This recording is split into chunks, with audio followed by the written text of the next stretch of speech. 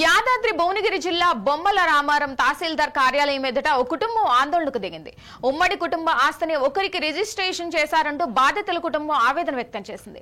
అవినీతి అడ్డాగా బొమ్మల రామారం తహసీల్దార్ కార్యాలయం మారిందని ఆరోపణలు బలంగా వినిపిస్తున్నాయి. డబ్బులు ఇస్తే ఏ పనైనా జరుగుతుందని అనడానికి గతంలో మరియాల గ్రామానికి చెందిన ఓ కుటుంబానికి చెందిన రిజిస్ట్రేషన్ ఉదాహరణగా చెప్పొచ్చు.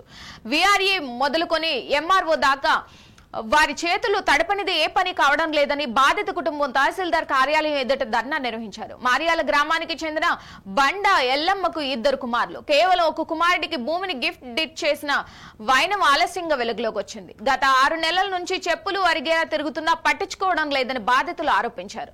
2 కుమారులు ఉండగా ఒకరికి ఎలా రిజిస్ట్రేషన్ చేస్తారని చిన్న కుమారుడు ఎంఆర్ఓని నిలదీస్తే ఏం చేసుకుంటావో చేసుకోని సమాధానం చెప్తున్నాడని ఎంఆర్ఓ కార్యాలయం ఎదుట కుటుంబంతో సహా ఆందోళన నిర్వహించారు.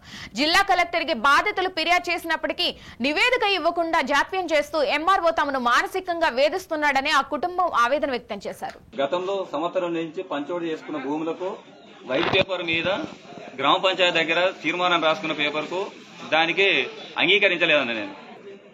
సర్వే నంబర్ 613, 583, 582 3 ఎకరాల 25 గుంటల భూమి మా అమ్మ పేరు మీద రిజిస్ట్రేషన్ ఉంది సార్. అది ఇద్దరికి రావాల్సిన వాటా. ఆ ఇద్దరికి రావాల్సిన వాటా తోటి ఆ భూమి దగ్గర కొట్లాటలైనాయి, పంచాలైనాయి, పోలీస్ స్టేషన్ లో కేసులు కూడా అయినాయి సార్.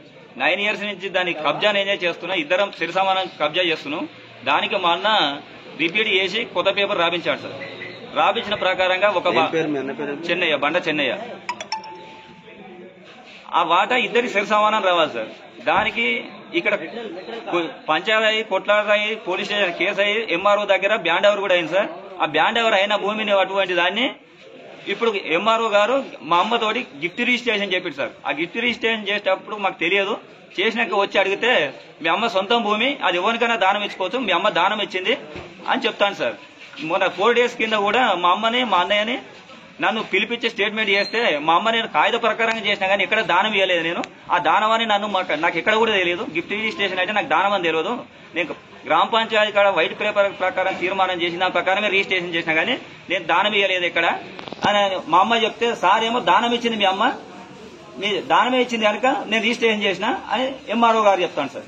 ఇక్కడనే జరిగితే సార్ నాకు ఆమె స్టేట్మెంట్ చేస్తుంటే అట్లా కాలేదు సార్, గ్రామ పంచాయతీ తీర్మానం జరిగిన ప్రకారం అట్లా రిజిస్ట్రేషన్ జరగలేక సార్ అని అంటే, నువ్వు ఎక్కడక్క మాట్లాడుకో, నేను గ్రామ పంచాయతీ సర్పంచ్ అడిగాను సార్, మరి అక్కడ తీర్మానం ప్రకారం చేయలేదు ఇక్కడ అంటే గ్రామ సర్పంచ్ ఫోన్ చేస్తే నేనేం మాట్లాడను, ఆయన ఫోన్ కూర్చుకోమని చెప్తాను సార్.